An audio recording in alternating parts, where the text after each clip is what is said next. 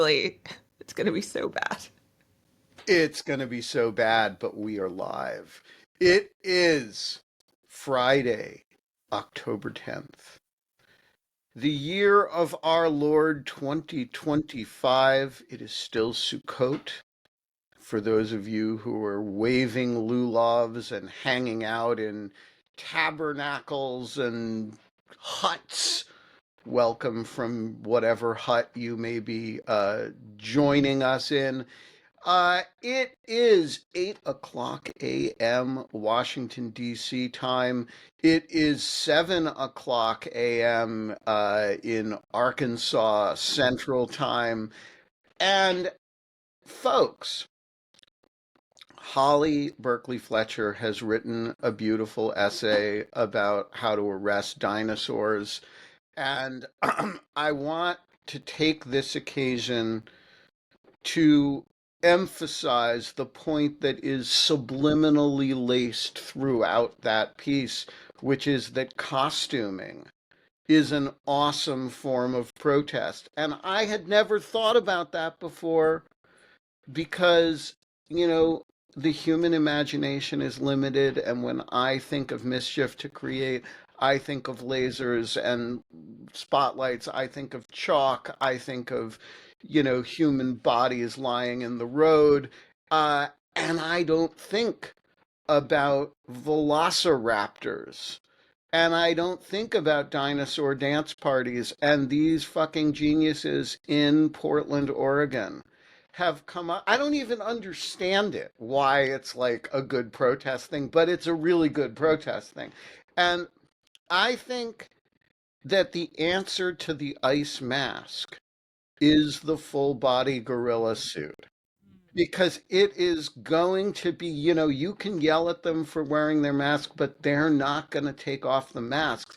And the only way to not be part of the situation is to be mocking the situation constantly. And so I think, the gorilla suit will never not be funny. The dinosaur, the bobbing, colorful dinosaurs, always going to be awesome. Go Although ahead. the piece has specific advice about which costumes, if you flip it, which costumes are better Yeah. to, yeah. So tell us about it. Oh, do you want to we got to do this because I have to get these people out of the way, these things. Oh, okay. Folks, sometimes the monologue gets aborted by the need to talk about dinosaurs. We're going to talk about Letitia James today. We're putting off the discussion of the unitary executive because the estimable Molly Roberts is going to show up and give us a little briefing about the Letitia James indictment. Because, the motherfuckers keep right on motherfucking, and we are going to talk about it. We're also going to talk about dinosaur costumes. And the sun is shining. It's a beautiful morning. The birds are chirping, notwithstanding the continued motherfucking of the motherfuckers. It's going to be a great goddamn day. And Cactus Chorus?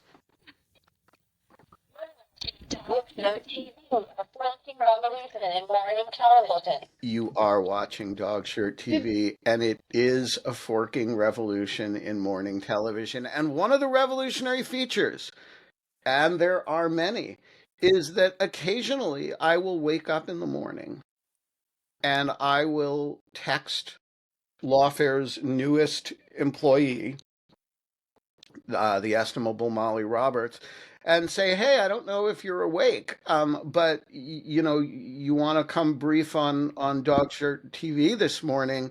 And instead of saying, "Excuse me, Wittes, I know I'm like a new employee, but what the heck are you talking about?" She will say, "Sure, got to walk the dog first, but I'll pop in." And that we will therefore, at some point in the show, have her pop up on screen and get a briefing on Letitia James. Question. Yeah. Is this like part of their contract that they may be bothered to come on this ridiculous show? No, It's all voluntary. And you'll notice that there are some lawfare people who never show up on Dog Shirt TV, and I never reproach them for it. But you have never, for example, seen Natalie Orpett on Dog Oh, Shirt I TV. can't imagine seeing Natalie. Um, and another one of the revolutionary features is that when I say, once you are a guest on this show, you have that magic thing and you can show back up anytime, I mean it. And so, I had the barest warning from the estimable Holly Berkeley Fletcher that the estimable Alan Elrod would be back today. I had no independent knowledge of that, and yet here he is wondering about the choices that he has made in life, to be spending the 7 o'clock hour tolerating people like us, all of which is a long-winded way of saying that this, we're not allowed to have fun anymore. And it is not going to be fun to watch Letitia James go through this. But we all, No, she's gonna make them look stupid. It's kind of prosecuting Letitia James and James Comey is kind of like trying to arrest a T-Rex. Like you're gonna look dumb. well, you are going to look dumb, but I do want to say that there is nothing more intimidating than prosecution. And I do think there is a logic to this, a campaign of repression, and we should call this what it is, does not have to work in the sense that the individual people actually get imprisoned in order to have its intended effect. And so, I will make jokes about it, of course, because that's what I do, but never forget that you know, it is a show, among other things, and a show of repression is itself a repressive mechanism.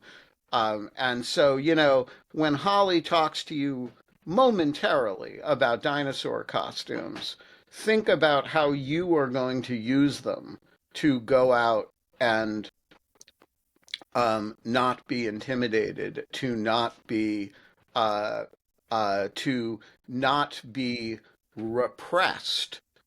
See, it's a pun, right? But it also works in both senses. Don't be repressed. Get out there in your dinosaur costume and or whatever costume, the full body gorilla suit. I did that once, and Inflation is the key, but I can elaborate. yeah. So let's talk about dinosaur costumes, Holly. Yeah, so I was inspired obviously by what we've been seeing in Portland of these protesters wearing these inflatable costumes, which I'm familiar with because my children actually, I have a T Rex inflatable dinosaur costume. I've also had experience with a Jabba the Hutt costume. I don't I don't own that one, but a friend's mother. Anyway, that's a whole story. I won't get into it. But I do have. I think I still have the T Rex one, and so if you're not familiar, they actually come with this like air pump like built into them, and you turn it on and they inflate, and then they're very hard to walk around in, I will say, and they're very hard to see in. Um, so it granted the protester wearing such a costume is impaired in terms of their ability to escape and maneuver away from ICE agents or whoever is trying to arrest them. However, like you're pretty much completely most of them. You're enveloped inside a puff of air. Like you're covered in air, and your face is usually very much hidden.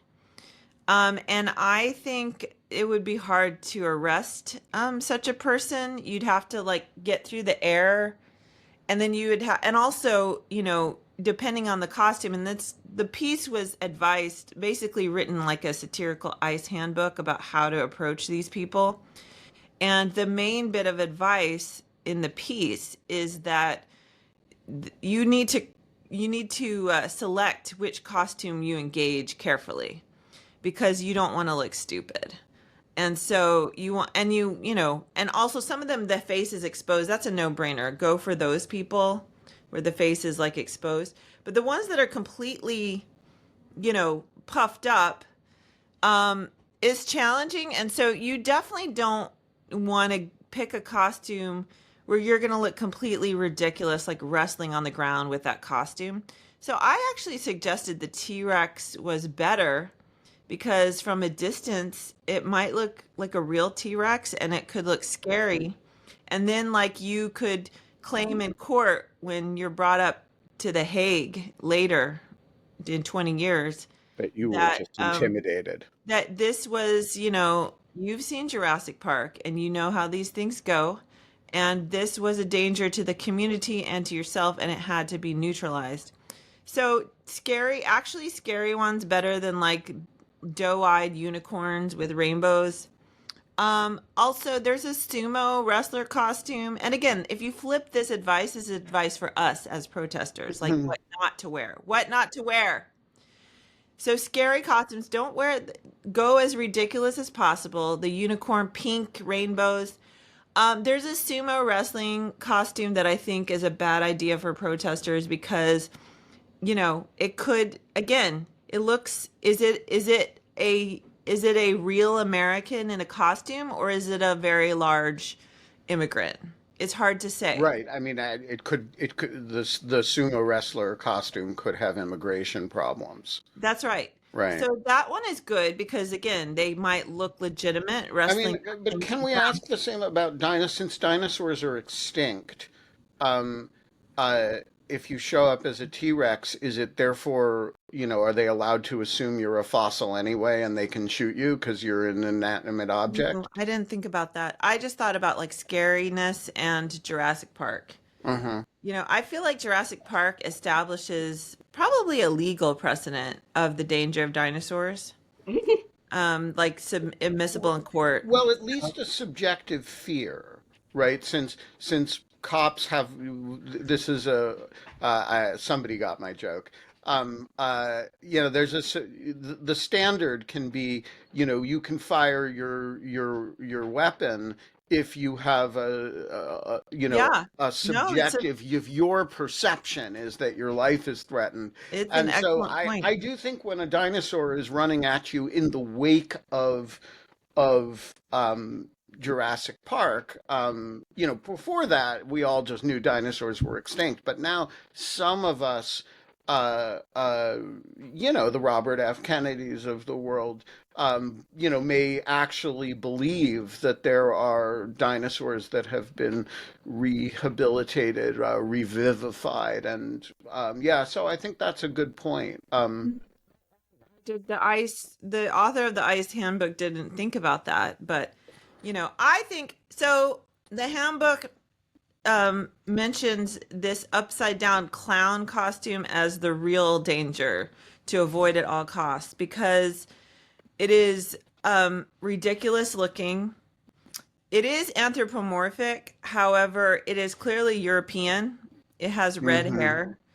It cannot be mistaken for an immigrant and the kind of immigrants that they are looking for. And then the best thing is for us, again, the worst thing for them is it's upside down. So it's like hard, it's disorienting. You're like kind of like, where are the feet? Where are the hands? Do I tackle the hands or is it just where am I right now? Like I don't know where I am and it's just the whole thing is disorienting. And the eye holes are unlocatable on the I think they're in the clown's butt. There's this, yeah, you can look at the picture in my post. I think they're in the clown's butt, which is very weird. Anyway, the whole thing is very disorienting and baffling and ridiculous. And so I think that is the very worst costume for ICE to engage, and therefore for protesters, the very best one. Go with the upside down clown. They're trying to get Jeff Bezos to remove it because it's so dangerous. So And so I have a question. Um, and this is, I gotta say, I kind of like the broccoli and the banana too. there's a lot of options. Although, broccoli could be real. Like if overgrown broccoli, if you could grow a broccoli that's so huge it attacks you, that could be an actual danger. It's true, and the other problem is that the broccoli has a real face hole, Hmm. which I think if you're going to do this, there's a real in for a dime, in for a dollar Yep. quality you want to go with. Um, Hmm. but here's the thing. So I want to know what you're going to use them for. So you've had this idea. Clearly, you are contemplating a like, is this going to be a herd of upside down clowns show up at Stephen Miller's house? Is it going to be? I mean, it would be like 50 upside down clowns just show up at Stephen Miller's house with upside down signs saying, um, cut it out. I don't know, like but like No. what are you contemplating here, Holly? Well, Where is as this a going? protester, I don't know. I was obviously your advice is essential. I don't know. Next time we do a laser, maybe we should go as upside down clowns. I don't know. That could be fun. Or just any protest you could go. But generally speaking, I think that you pull out these costumes in cases um of actual danger. I mean, for lack of a better word, menace from the authorities. That's why Portland, they're being menaced. So I feel like here in DC, the protests that I've been going to were like all, licensed or approved, and I minimal chances for menace from law enforcement or National Guard or what have you. And so I feel like these costumes are you put these costumes on when you're actually kind of putting yourself out there. Alan, And what do I you would make of include that in lasers, given we won't talk about it, given given pending issues. given a certain change in posture of the United States Park Police? Yeah, Um, so but you could laser in the costumes, although you could do one with your hands free. You would have to, because you have to have some hands to do that. yeah, no, I But I could do also it. I also have a principle that when I do one of these operations, I do it in my capacity as Benjamin Wittes. There are, and if there comes such a time as I need to be arrested in order to do that, I am cheerfully up for that. I have no, I don't think there's I do think if I were going to, um, I do think that works better for me than it does for some people, and but I will always do special military operations in my official Benjamin Wittes capacity. There will never be a mask. There will never be a question. And sometimes, people project things. I want to draw everyone's attention to the absolutely fabulous Kash Patel projection that took place in Los Angeles recently, where which appeared to involve a slightly AI generated video of Kash Patel's eyeballs bulging even a little bit more than they actually do. It was it's AI generated, I think, but it's only subtly so. And it's they used a wonderfully powerful projector for it. I don't know where people get these toys, but it covers like a whole side of a wall, and Well, it's LA. They've got Hollywood, right? I mean, they've got a lot of trained people. I mean, that took some doing. Yeah, so look it up. People always, whenever somebody does that, whether it's the Led by Donkeys people in Britain or whoever the sprites of mischief are who are organizing this stuff, um, people ask me whether it's me, and I say you will always know when it's me because you'll learn about it from my Blue Sky feed or on my Substack because I always put my name on stuff, not because I'm vain. though God knows I am vain. We're But all vain. we're all vain. But that's not the reason. The reason is because I think it is important for those of us who are in a position to sign our work to sign our own work. And not necessarily be, not everyone can do it. And if you're, housing people who ICE are looking for, you don't want to be signing your work. But if you're in a position to do it, and just take responsibility for it. And look, if somebody wants to, worse comes to worse, if Janine Pirro wants to prosecute me, I will cheerfully spend up to 6 months in jail, and I have already arranged to write the letter from the DC jail. I'm Written it. I'm He's to waiting. no, I mean, I'm totally down for You that. you you you left her I would jamming. call Jeff Goldberg, the editor of The Atlantic, and say, "Hey, I want to write the second most famous letter from jail in The Atlantic monthly." And I just know Jeff would be up for that. So look, That's inspiring. if I have to spend a few weeks in jail, I'm just down for that. And that's fine. You're But begging for it, if actually. you're not in a position to do that, the dinosaur suit is the way to go, or the upside down clown. And Holly's article on the subject is a useful guide for those on both sides of the interaction.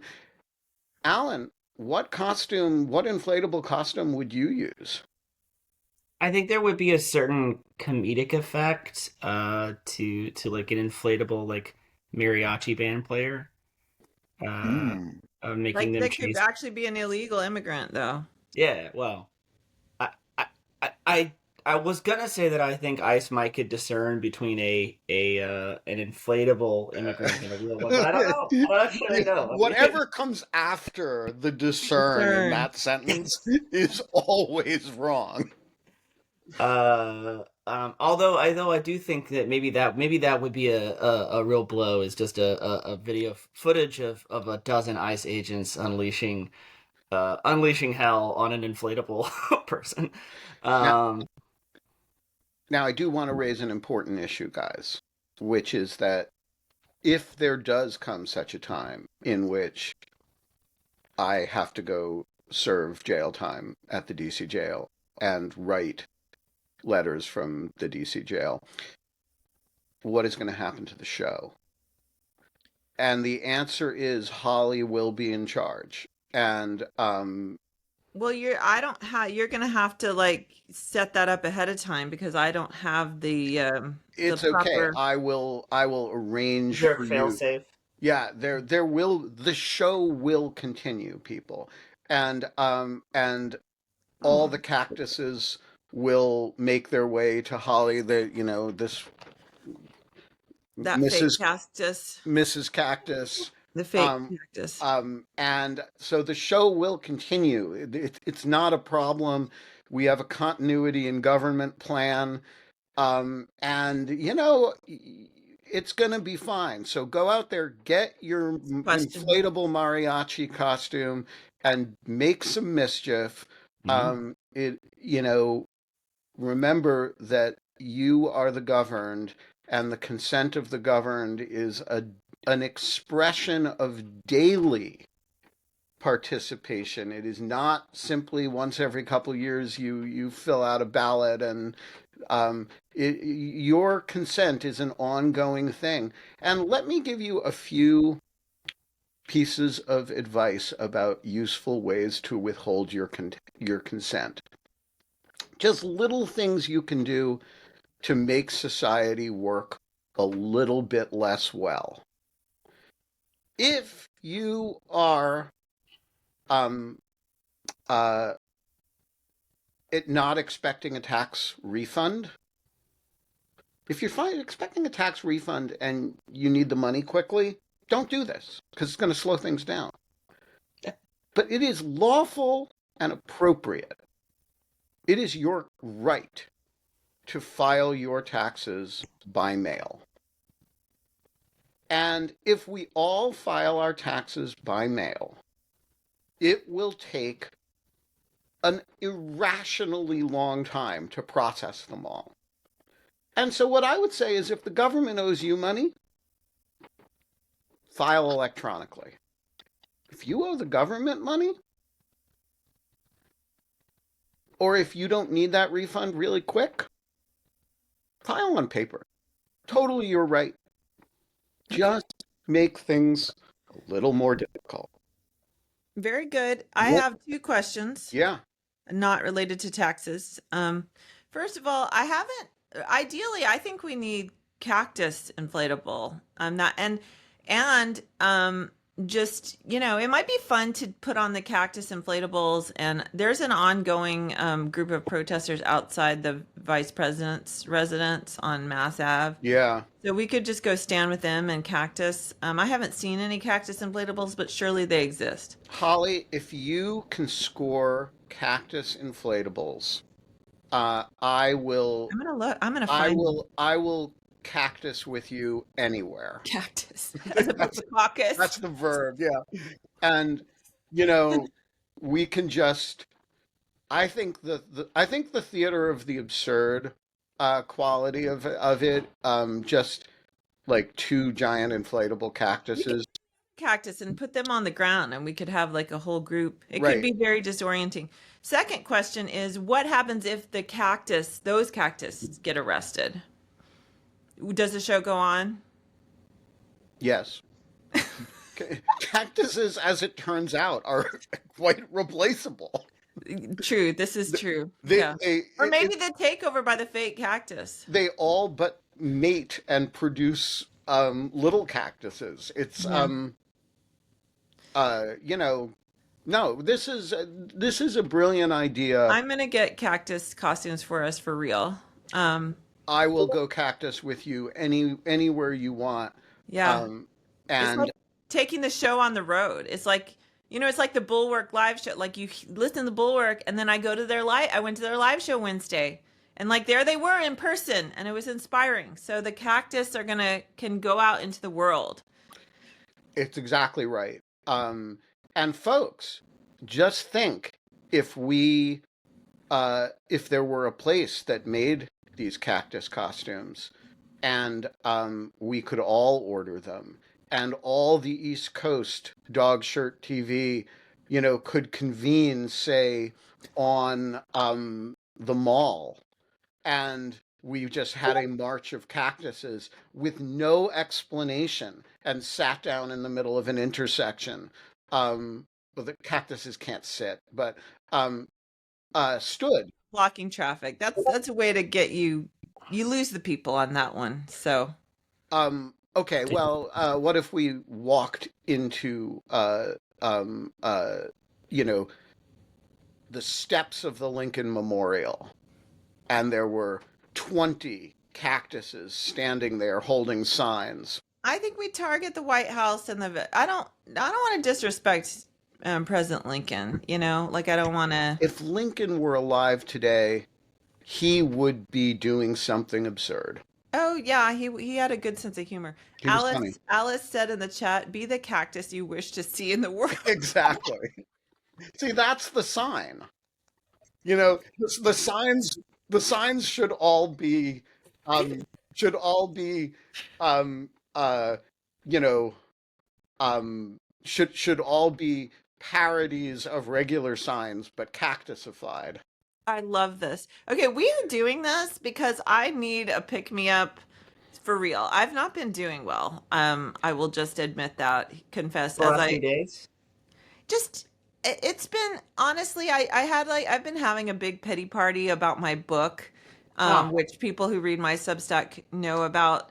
And yeah, and which is so ridiculous. It's like so dumb. It doesn't even matter. I don't even need the money or anything.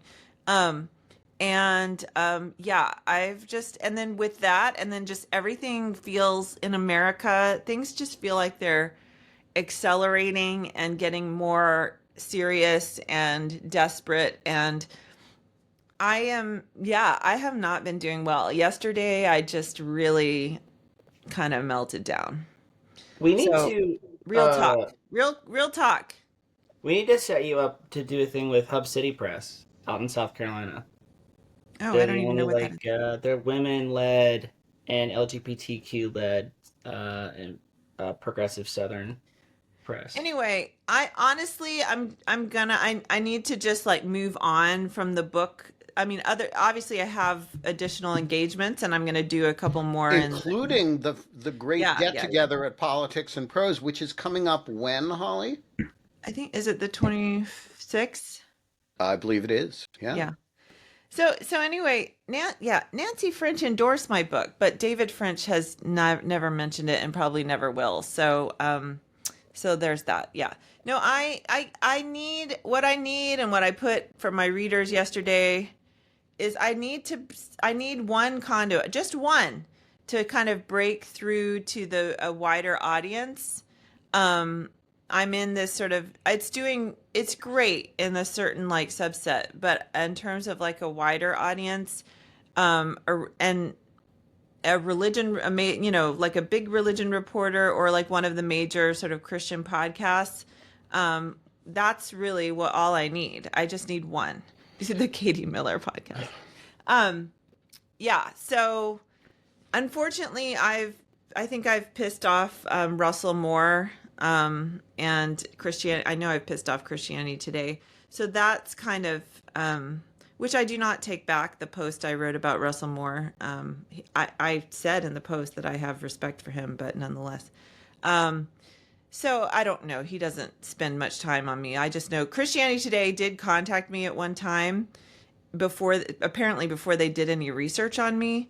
And then when I pitched them my ideas for articles, they then said, "Oh, suddenly their entire calendar was booked up." It was like happened in 2 days. Like it was really amazing how calendars get booked up.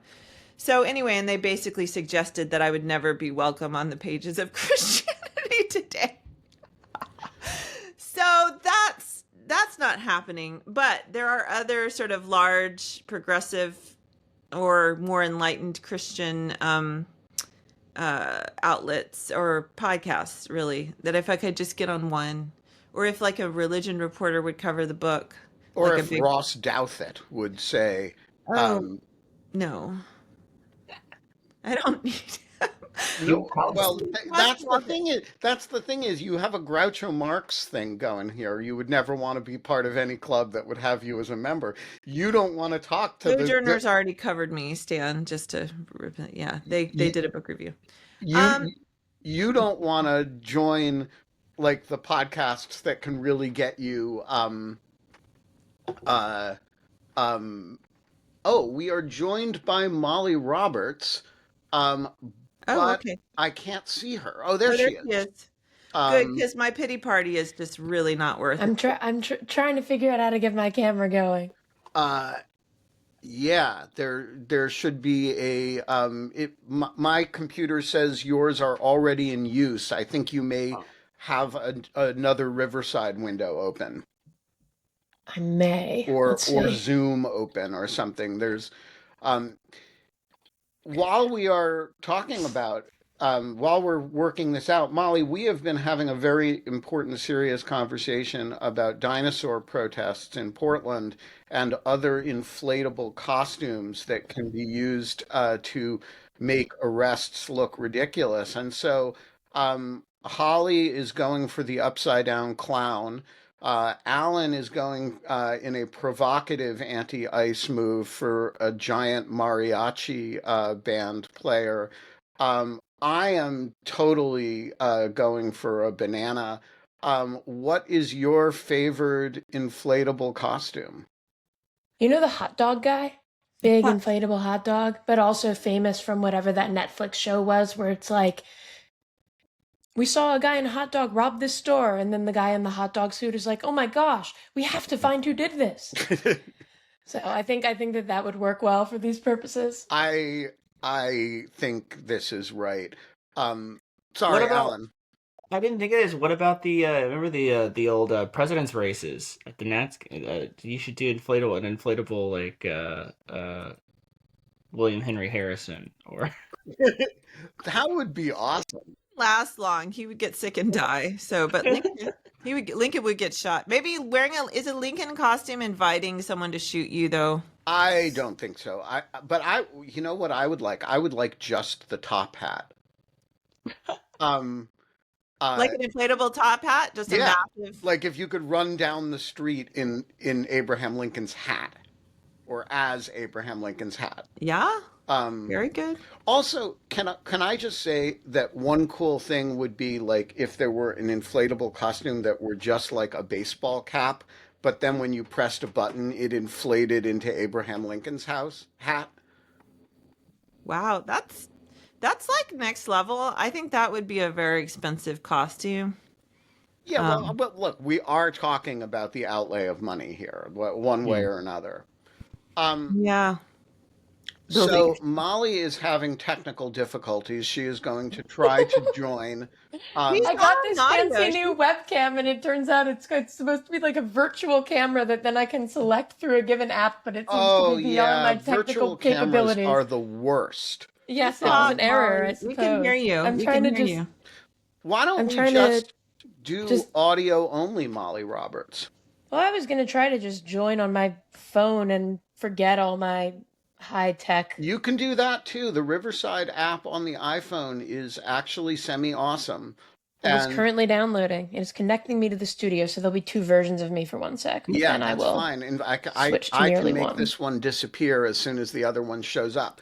So, there All is, right, am I here? All yeah, you're right. here twice. Yeah, a Let me little get rid lower of you tech, in this but one. what can you There do? we go. Hello, Molly Roberts. Hello. So let me start by introducing Molly. Molly is Lawfare's newest senior editor. She is uh, at Lawfare under as one of the first non-governmental representatives of our refugee program, which normally serves only uh, um, dissident and former government officials, but has been expanded to include other collapsing institutions. So, Molly, tell us a little bit about which sinking ship you dived on or jumped onto the Lawfare life raft from.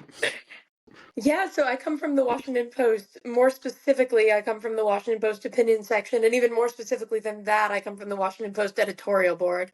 And as far as Oh, you Which, probably which, rejected my op-eds that I've which tried to is to submit. say, wait, that Molly is the person in the world whose background most resembles mine, which is to say that we both came to Lawfare having spent approximately 10 years writing editorials for the Washington Post, and that was kind of all we'd done. yes, no, so you really had to take me in. But but There was yeah, no choice. It would have been like, rejecting my younger self. exactly. I don't think it's biologically possible.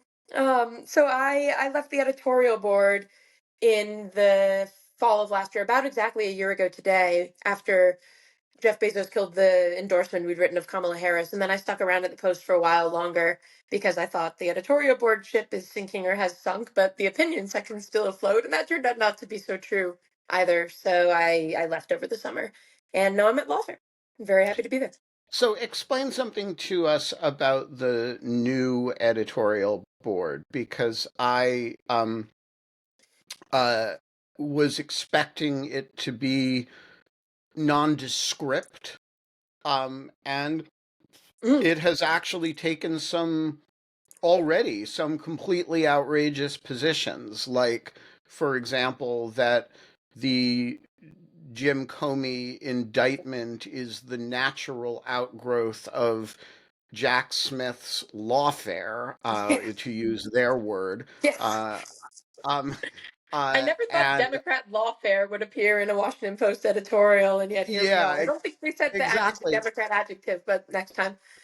So, what do we know about who the current, like, who is our successors Yep. as when we see a Washington Post editorial now, um, I know, like, in my day, I would map that onto a very specific name, right? If it was a foreign policy thing, it would be, presumptively Fred or Jackson Deal. Yep. If it was an economics thing, it would be Sebastian Mallaby, right? And then as we moved into your era, it was a different set of names, but you always had a sense of Yep. both the individuals and the collective. Who's writing these things?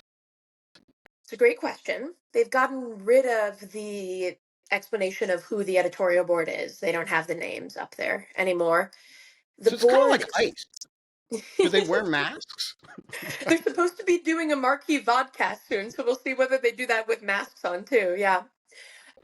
It's not totally clear to me exactly who's writing them. The board, when I left, had become really, really tiny and was down to about 4 or 5 people. And it ended up that two of those people were the new editor, Adam O'Neill, who came from The Economist, prior to that, Wall Street Journal, and then James Homan, who's his deputy editor. And then there's Mary Duenwald, who's another deputy editor. My sense is that Adam has been very involved with the writing of the editorials, and that Adam and James are the most prolific at the moment, but that they're drawing from people inside the section who maybe their job title isn't editorial writer. Maybe they're writing op-eds, columns too, but they're chipping in where they want them to chip in on editorials. Gotcha. All right. So let us turn to the latest um, uh, barrage of insanity loosed upon the world by the Eastern District of Virginia, um, which is to say, the indictment of Letitia James. You wrote an excellent piece about the expected Letitia James indictment and its factual deficiencies.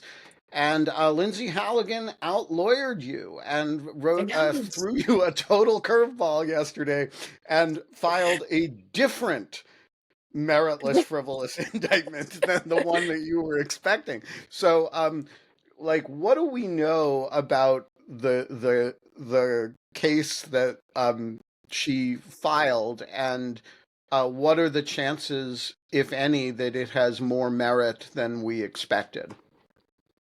Yeah, so I think I wasn't I wasn't the only one surprised, although perhaps, nobody should have given her a heads up. The reason it was so surprising was Bill Pulte, the housing authority, who's been sending these letters out about Lisa Cook, Letitia James, Adam Schiff to try to get them indicted on mortgage fraud, wrote a criminal referral letter that got leaked to the media, and he outlined the allegations that he thought the Justice Department should look at, and they didn't include the one that showed up in this indictment. The Norfolk one they included was about a 2023 property, and the basic allegation was similar to the Lisa Cook one, owner occupancy fraud. She said this would be her primary residence. It wasn't. And as I wrote in the piece, that isn't clear at all. In fact, it was a primary residence. It was a primary residence for her niece, and the criminal referral neglects to mention that she was co-signing with her niece, basically helping her get a starter home. Evidently, prosecutors didn't find that particularly compelling either, and so they went looking for something else. And the only reporting at the time that they were looking at something else, like what we ended up getting, was one paragraph in an ABC News story. It wasn't in the criminal referral letter, weren't any documents anywhere in kind of the mainstream media related to it. So this is also a Norfolk property. That's why it's in the Eastern District of Virginia. Letitia James purchased it in 2020. She never said it would be a primary residence. In this case, she said it was a second home. But what the indictment alleges is that it wasn't a second home, it was an investment property. And as ABC reported at the time, senior DOJ leadership was super skeptical of this because the guidelines on the difference between second home and investment property are super squishy, which kind of makes sense because there are lots of people who buy a second home and they're buying it as an investment property. And yeah, they'll use it a little bit, but exactly how many days, months, weeks, they don't know. So that's what they're alleging. They point to a second home rider. There's pretty standard language for. And the referral is a little weird because the logic doesn't totally follow from one point to the other, but it says the second home rider prohibits entering into like particular types of agreements where you're obligated to rent for a long period of time, and this is just for the first year in which you own the second home. And you must primarily have the property available for your primary use.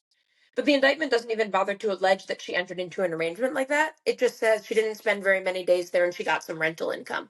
But it's just not clear the writer even prohibits that behavior. And there aren't documents attached to it or anything.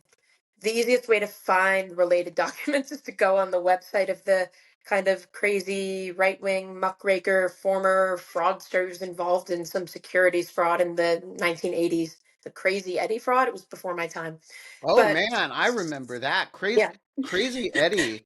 Um, Holly, do you remember Crazy Eddie? Oh no, you were in Kenya. I don't. Yeah. Crazy Eddie was this guy in New York who ran an electronics shop, and Crazy Eddie's was famous all over New York because uh, he would. I think it was him. The who would he would go like he would talk really fast. You can get it this, you can get it that, you can get a big screen television. And then at the end, he would go, Crazy Eddie's, his prices are insane. And he would put his fists up to the camera and they would fisheye. And the whole point of him was that he was insane because he would give you these crazy prices. Um, and in fact, he was a criminal. And so it was awesome. And Insane. I Sounds like loved Better Call Crazy Eddie. Saul kind of Wasn't he the guy. inspiration for the Wiz on Seinfeld?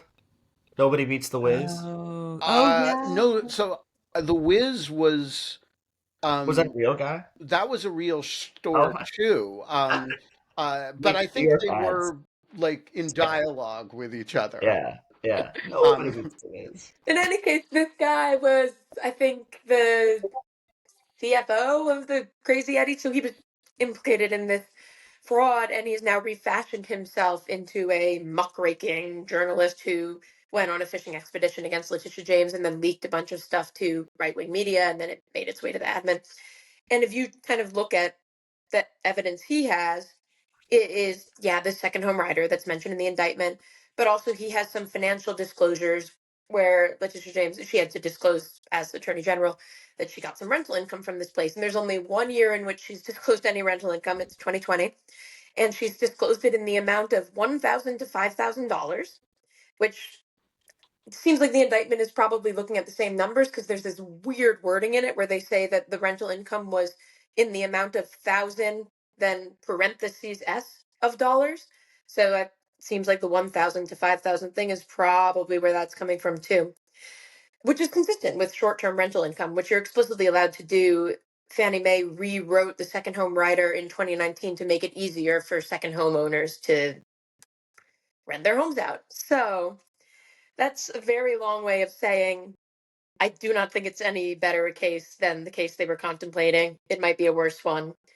They have to prove intent to deceive, and I don't know that they can even prove that she did anything that violated the guidelines, much less that she had a firm understanding of the squishy guidelines. So, and what Indictment on this. Like it doesn't even sound like it's remotely illegal. Like how in the world they get an indictment? yeah, I mean, you guys tell me you probably, know more about grand juries than I do, obviously, the ham sandwich theory. I think it's confusing, probably. I mean, the second home writer, you read it and it's the teeny tiny font and it says that it has to be available for her primary use, but I don't know that it would be super clear to a grand jury that you know if then Lindsay Halligan says to them and she didn't use it, would they totally understand that that was not really a problem? I don't know. So she got one for Comey, right? Yeah. Yeah, so I think the answer is the white collar cases are the ones where the ham sandwich theory is the most plausible because if if you throw a sandwich at a cop and there's body cam footage and you play the body cam footage, your average grand juror is perfectly capable of saying, wait a minute, he threw a frickin' sandwich. That's not an assault, or it's not a felony assault, right? On the other hand, if you have a mountain of paperwork and you present it very selectively, Yeah. and um, you know, and you only have to convince 13 people, right? You're not, so you don't really have to. The burden is very low, and the number of people you have to convince is very small. Um, and you're selective about what you present, and you don't present any of the material that contradicts or that a defense lawyer would bring out. Yeah, I think you can. And remember, Yes. you only have to convince them that there's probable cause. So I think that's where the advantage that the prosecutor has is very dramatic. So here's my question about this. What do we know about um, the do we have an arraignment scheduled? Do we know if Abby Lowell is going to be representing her, or if some other team is going to come in? What do we know about what's the next steps are? I think that Abby Lowell is going to be representing her. I think there's an arrangement scheduled. I don't have the date. I know that they didn't issue an arrest warrant. They issued a summons, so they're not going to try to perp walk her. So that's a difference from Comey. So I don't know whether it's next week, but I believe that there's something scheduled. I could probably find it pretty quickly. Um, and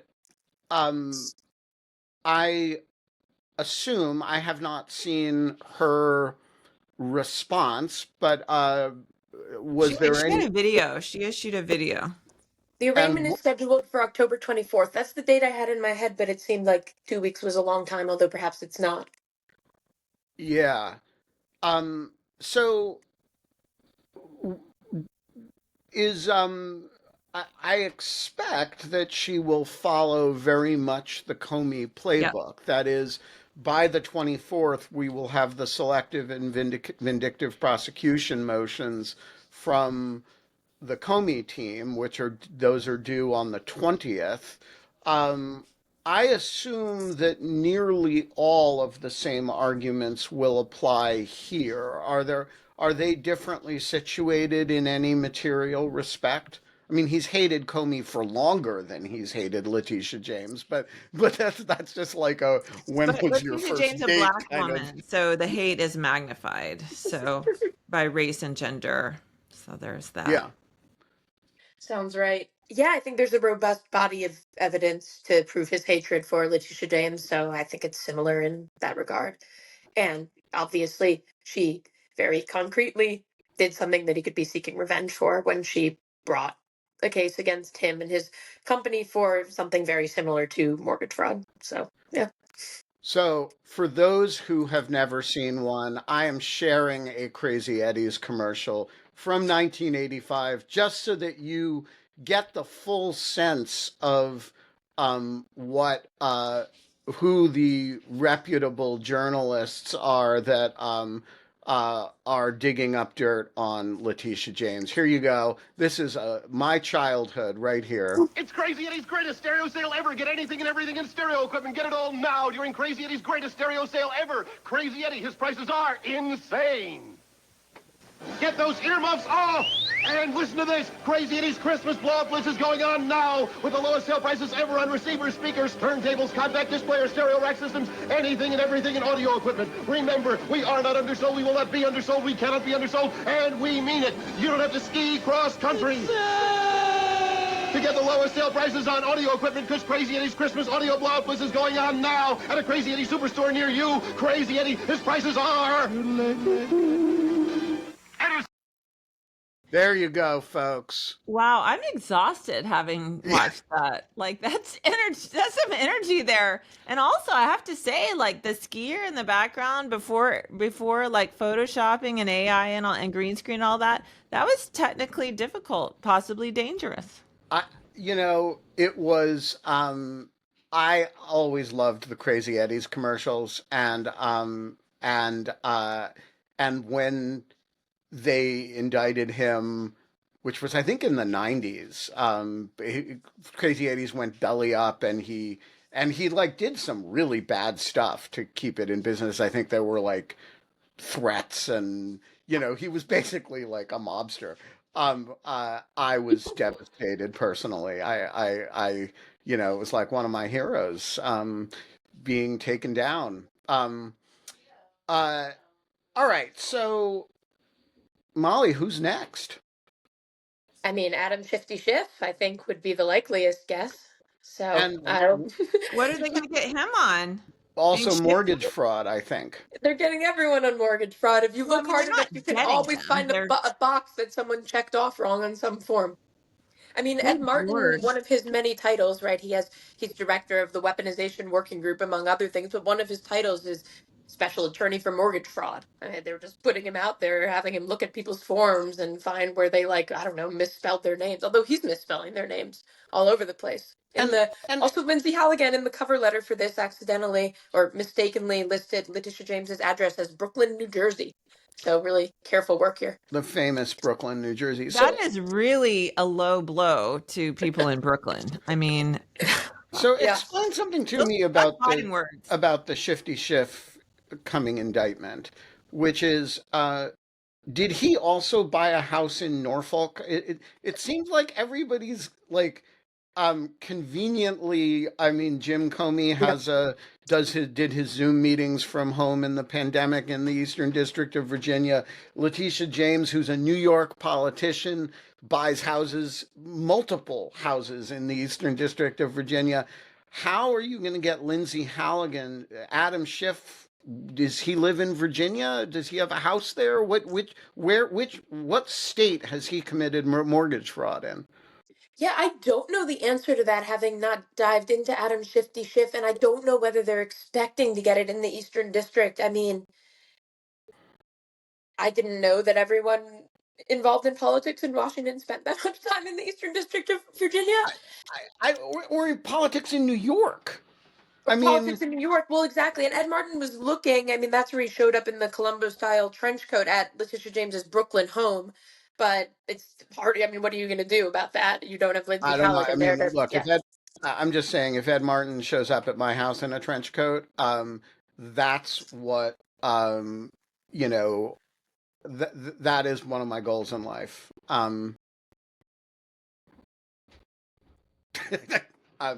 I'm, I'm the content opportunities associated with that are just too awesome to You pass go up. out in a cactus. You I put on will your meet cactus him. outfit. I will meet him out front. Yeah. Um, Oh, and then bring. See, another thing is, remember these things repeat everything that is said. So you can bring the Mrs. Cactus or Mrs. Fake Cactus, and she can repeat everything that is said. So you pushed the wrong button, man. Obviously, not a professional, not as skilled as some other oh well, people. I'm not as good a cactus operator as Holly. Um, Clearly, I think we should all be looking into Shifty Schiff right now and the mortgage fraud case against him, because I have a feeling it will be presented to a grand jury next week. And Yeah. and I'm just have this other feeling that somehow there is going to be a nexus with the Eastern District of Virginia, though, as far as I know, he's a senator from California who represents. I don't know where he lives. But I'm seeing home near Washington D.C., which suggests Eastern District of Virginia. yeah. So So I just have a piece of advice for all politicians. move, Get out of the move Eastern immediately. District of Virginia. Like, stop. We can come back to the district. It's lovely here. We have nice National Guard people who keep it safe. right, there's way less trash. They're picking it up for us. Yeah, exactly. It's So, Alan, do you have a house in the Eastern District of Virginia about which Yeah, you you know, lied on like your mortgage most loan? Arkansans, I summer in like most Arkansans. Yeah. Well, we summer in Arkansas, actually, Ellen. I mean, not the whole summer, but we usually see my in-laws. So, of course, I live in the Eastern District of Virginia, but I only have one house. And you have an excuse, which Hmm. is a 20-year career at the CIA. Yeah, I mean, and CIA people are supposed to live in the Eastern District of Virginia. yeah, obviously they can live wherever they want. Yeah, But it's certainly convenient. I live 8 minutes from the CIA headquarters. right. But then that makes sense. I'm talking about, congressional testimony takes place in Washington, D.C. The Attorney General of New York, we don't, I don't think of her as Norfolk. And by the way, guys, I have a question. Why was this case indicted in Alexandria, Virginia, not in Norfolk, Virginia?